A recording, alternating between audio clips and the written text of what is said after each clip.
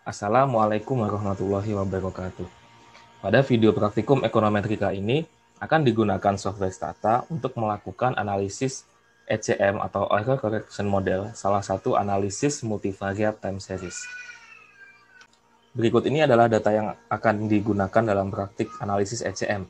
Terdapat dua variabel time series di sini, yaitu real consumption dan real GDP, serta dalam variabel dalam bentuk logaritma naturalnya. Data ini adalah data time series dari 2005 kuartal 1 sampai 2017 kuartal 4. Nah, untuk keperluan analisis di Stata, bisa di-copy variabelnya saja yang sudah dalam bentuk len, yaitu yang ada di kolom D dan kolom E. Nah, setelah diblok seperti ini, selanjutnya di-copy dan bisa selanjutnya kita buka Stata. Selanjutnya di Stata, data yang tadi sudah di-copy bisa dimasukkan ke dalam data editor, yaitu dengan klik icon ini, kemudian paste variable names. Ya. Nah, ini variabel yang sudah di-copy dan kita perlu buat variabel ini sebagai variabel time series ya, dengan menambahkan atau membuat variabel keterangan time series-nya yang merupakan kuartalan. Jadi di dalam komen ini bisa dimulai dulu dengan membuat suatu variabel, ya, misalkan diberi nama T yang berisi angka berurutan 1 sampai seterusnya, sampai observasi yang terakhir. Kemudian dari variabel T tersebut kita transformasikan, ya, misalkan hasil transformasinya saya beri nama new T, di mana new T ini adalah TQ karena dia adalah kuartalan dari 2005 kuartal 1, ya, kemudian ditambahkan dengan T dikurangi dengan 1. Ya, kemudian setelah itu kita format new T itu menjadi keterangan waktu dalam tipe kuartalan dengan format new T, kemudian persentase persen TQ. Ya. Nah, bisa dilihat pada data editor ya, sudah ada variabel new T yang dimulai dari 2005 kuartal 1 sampai 2017 kuartal 4. Nah, selanjutnya variabel new T ini yang di set menjadi variabel time series-nya dengan fungsi tsset spasi new T. Dan di sini sudah muncul ke informasinya dengan deltanya adalah 1 kuartal. Nah, di awal setelah kita men-set ini sebagai data time series, kita bisa buat plotnya terlebih dahulu untuk menampilkan kedua variabel ini, pergerakan kedua variabel ini, ya, dengan mengetikkan pada komen dengan fungsi tsLine, kemudian ada dua plot yang akan dituliskan di sini. Ya, pertama adalah lr_cons, ya. Ini semuanya dalam kurung ya. Kemudian di-copy fungsi ini dan ditambahkan untuk variabel yang kedua yaitu lr_gdp ya. Semua ini ada di dalam fungsi yang namanya two-way. Two-way jadi ditulis seperti ini ya, tsLine dan untuk lr_cons dan tsLine untuk lr_gdp. Nah, ini bisa di-enter dan tunggu beberapa saat. Nah, ini adalah grafiknya dari kedua variabel tersebut. Ya, jadi yang berwarna biru ini adalah len real konsumsi dan yang berwarna merah ini adalah len real GDP. Nah, selanjutnya pada umumnya analisis time series ya, di awal kita melakukan uji stasionaritas terhadap variabel di sini. Karena ada dua variabel, maka uji stasionaritas dilakukan satu persatu. Nah, untuk uji stasionaritas kita bisa menggunakan uji augmented Dickey-Fuller dengan fungsinya, nama fungsinya itu adalah dfuller, kemudian diikuti oleh variabelnya. Jadi yang pertama bisa diikuti dengan lr_cons. Ini adalah hasil uji ADF-nya. Kemudian kita juga bisa lakukan pada variabel yang kedua dengan fungsi dfuller juga, yaitu lr_gdp. Ya, jadi dari kedua hasil ini bisa dilihat ya bahwa variabel len real konsumsi itu memiliki hasil uji ADF-nya p-value yang 0,96 pada data level dan len real GDP itu memiliki p-value 0,84 pada data levelnya. Artinya apa? Kedua variabel ini tidak stasioner pada level. Nah, selanjutnya kita lakukan pengecekan stasionaritas pada data first difference-nya. Jadi bisa digunakan tadi fungsi yang ada di baris 6 ini ya, diganti dengan first difference-nya. Tuliskan D kapital titik di depan nama variabel tersebut. Nah, dan juga lakukan untuk yang kedua, yaitu untuk variabel yang kedua, yaitu untuk learn real GDP juga. Nah, ini adalah hasil uji ADF pada kedua variabel di first difference-nya. Ya. Terlihat kalau pada first difference itu keduanya sudah stasioner ya, ditunjukkan dengan p-value kedua hasil uji ini yang lebih kecil dari alpha 5%. Ya, artinya apa? Kedua variabel ini, learn real GDP dan learn real konsumsi, itu tidak stasioner pada level, tapi sudah stasioner pada first difference. Nah, kondisi ini memungkinkan kita bisa melakukan analisis ECM karena syarat stasionaritasnya tercapai pada first difference, maka hubungan antar variabelnya nanti digambarkan antara delta learn real konsumsi dengan delta learn real GDP. Nah, dengan menggunakan delta, dengan hubungan delta ke delta itu kita hanya bisa mengamati hubungan jangka pendek. Akan tetapi analisis ECM itu memungkinkan tetap bisa bisa dilihat hubungan jangka panjangnya apabila terdapat kointegrasi. Dalam hal ini, kointegrasi itu bisa direpresentasikan dari residual yang terbentuk hasil regresi antara kedua variabel tersebut, di mana adanya kointegrasi itu bisa ditunjukkan apabila residual hasil regresinya itu stasioner pada level. Jadi selanjutnya bisa kita lakukan regresi OLS ya, dengan pada contoh ini variabel dependennya itu adalah learn real konsumsi dan variabel bebasnya itu adalah learn real GDP ya. Dengan menggunakan fungsi regress, pertama masukkan variabel y-nya terlebih dahulu, kemudian diikuti oleh variabel x-nya. Seperti ini. Ya, ini muncul hasil persamaan regresinya, tapi ini yang kita mau ambil dari hasil regresi ini adalah nilai residualnya. Maka setelah hasil regresi ini lakukan dengan fungsi predik. Misalkan diberi nama hasil residualnya itu ECT ya. Diberi menuliskan rumusnya seperti ini, predik ECT, dan itu adalah residual. Ya, tuliskan seperti ini, predik ECT, resid. Ya. Di keterangan variabel sebelah kanan terlihat ada tambahan variabel namanya ECT dengan label dia adalah residual. Ya, ini artinya variabel ini sudah muncul di dalam data editor. Selanjutnya kita lakukan uji stasionaritas menggunakan uji ADF lagi pada residual ini ya, dengan menggunakan fungsi de Fuller ya, dilanjutkan dengan variabel yang ingin dicek stasionaritasnya yaitu ECT. Nah, kita bisa lihat di sini variabel ECT ini pada levelnya ternyata dia stasioner ya, p-value uji ADF-nya ini 0,00. Nah, ini bisa menjadi indikasi bahwa ada kointegrasi di antara konsumsi, real konsumsi dan real GDP. Sehingga kita bisa lanjutkan dengan pemodelan ECM-nya ya.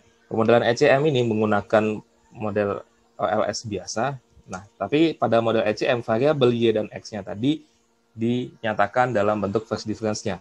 Ya, maka LR cons dan LR GDP ini di depannya diberi D titik keduanya seperti ini. Kemudian ditambahkan dengan lag satu periode dari ECT-nya. Ya, itu bisa tuliskan L1 titik ECT. Nah, ini adalah hasil persamaan ECM-nya ya. Di sini kita lihat nilai dari ECT ini berada pada rentang antara 0 sampai min 1 ya. Berarti ini memenuhi kaidah nilai dari variabel ECT min 1, serta juga keterangan penting di sini adalah variabel tersebut stasioner ya. Berarti bahwa variabel penyesuaiannya, ECT ini adalah variabel penyesuaian jangka pendek ke jangka panjang, itu signifikan secara statistik yang menunjukkan bahwa ada kointegrasi yang signifikan di antara kedua variabel. Nah, karena ini adalah hasil estimasi dari OLS ya, maka bisa kita cek uji Gauss-Markov-nya ya. Bisa dilanjutkan dengan uji heteroskedastisitas. Setelah output regresi ini langsung ketik head test pada komen ya. Dan informasinya di sini adalah p-value-nya yang besar ya, berarti tidak tolak H0 yang menunjukkan bahwa ragam konstan atau homoskedastis. Kemudian juga bisa kita lakukan pengujian autokorelasi ya, misalkan dengan uji Breusch-Godfrey ya. Ketikkan pada komen @stat b Godfrey. Nah, ini adalah p-value-nya ya. Jadi pada uji autokorelasi p-value-nya 0,6246 yang berarti tidak tolak H0, maka kesimpulannya adalah tidak ada autokorelasi ya. Berarti persamaan ECM yang diperoleh tadi sudah memenuhi asumsi Gauss-Markov. Nah, ini adalah pemodelan dengan cara yang di mana yang ditampilkan ini adalah ECT-nya ya. Dan bentuk lainnya bisa kita buat dengan memodifikasi sedikit persamaan ini ya. Yang ditampilkan bukan leg dari ECT, tapi adalah leg dari setiap variabel ini pada data levelnya. Ya, jadi misalkan diubah L1 titik ECT-nya ini diganti dengan L1 titik LR cons dan L1 titik LR GDP ya. Nah, ini bisa di enter ya bahwa variabel ECT-nya tadi kurang lebih itu ekivalen dengan variabel leg1 dari learn real konsumsi ya. Dan variabel learn real GDP ini menunjukkan pengaruh jangka panjang dari GDP ke konsumsi. Dengan cara menghitungnya adalah nilai koefisien ini dibagi dengan nilai koefisien ECT-nya dan dibalik tandanya seperti itu. Nah, ini adalah pendekatan estimasi ECM dengan cara menghitung residual dari persamaan di level, kemudian dicek stasionaritasnya. Ya. Cara yang lain adalah dengan melakukan estimasi ECM dengan pendekatan ARDL. Ya. ARDL, Autoregressive Distributed Lag. ARDL ini pada Stata tidak ada fungsi built-in-nya yang melekat di sini. Jadi kita perlu menginstal fungsinya dari luar ya. Nah, pada komen ini bisa ketikkan ssc install, ya ini nama fungsinya, ini nama formulanya, kemudian diikuti dengan fungsi yang mau diinstal, yaitu ARDL. Nah, di sini software Stata akan mengkontak servernya ya untuk melakukan instalasi fungsi yang belum ada di dalam Stata sebelumnya. Ya. Ditunggu beberapa saat, kemudian nanti ada muncul keterangan installation complete. Nah, kemudian bisa keterangan terkait fungsi ARDL ini bisa ketik di komen help spasi ARDL. Nah, ini adalah kira-kira penjelasan ya terkait dengan fungsi ARDL ini. Nah, untuk melakukan estimasinya ya, kita tadi mengambil contoh, misalkan lag-nya itu adalah 1 untuk variabel learn real konsumsi dan 1 untuk variabel learn real GDP ya. Jadi lag-nya 1 untuk variabel Y dan variabel X. Maka kita bisa lakukan menerapkan sintaks ini, fungsi ini secara umum ya, dengan mengetikkan pada komen nama fungsinya adalah ARDL, kemudian diikuti oleh variabel Y-nya pada tingkat level ya, pada data aslinya, diikuti oleh variabel X pada data aslinya juga.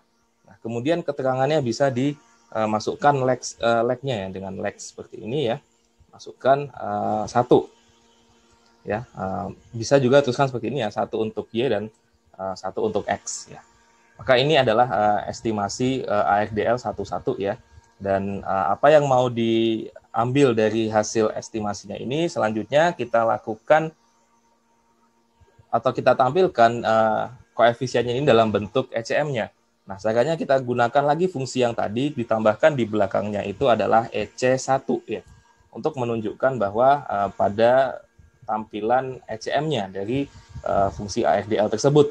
Nah, di sini ada keterangannya ADJ atau adjusted-nya itu ya, ini adalah koefisien penyesuaian jangka pendek ke jangka panjang yaitu min 0,52 ya, sama seperti hasil estimasi yang tadi ya, tadi sebelumnya yang ini ya, min 0,52315 ini. Kemudian long run ya, LR ini adalah long run dari GDP itu adalah 0,9101. Nah, itu sama dibandingkan dengan hasil estimasi tadi ya, bahwa 0,47 ini dibagi dengan 0,52 dan dibalik tandanya diperoleh nilainya itu adalah 0,91 ya.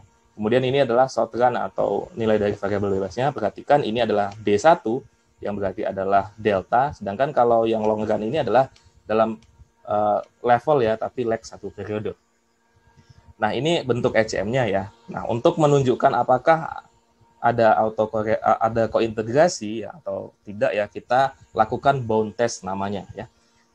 Setelah hasil estimasi sebelumnya ini ya, dengan ada EC1 ini bisa lanjutkan di komen dengan stat EC test ya. Nah, ini keterangannya adalah menunjukkan bound test ya. Ini adalah bound test dengan H0 itu adalah tidak ada relationship atau hubungan di tingkat level ya. Nah, di sini bisa kita amati atau kita bandingkan ya nilai F hitung dan T hitung masing-masing ini dengan critical value-nya yang ada di bagian tabel di bawahnya ya. Ada yang 10%, 5%, 1% ya. Kemudian juga ada keterangannya terkait dengan P-value-nya. Nah, di sini menunjukkan bahwa variabel ini sudah integrated baik di level 0 dan di level 1 ya, bahwa ini menunjukkan ada kointegrasi antara kedua variabel tersebut, yang artinya model ECM yang diestimasi tadi relevan dan hasil estimasi ini juga sudah memenuhi kaidah ya, karena nilai variabel penyesuaiannya itu sudah berada pada interval yang tepat dan juga dia signifikan.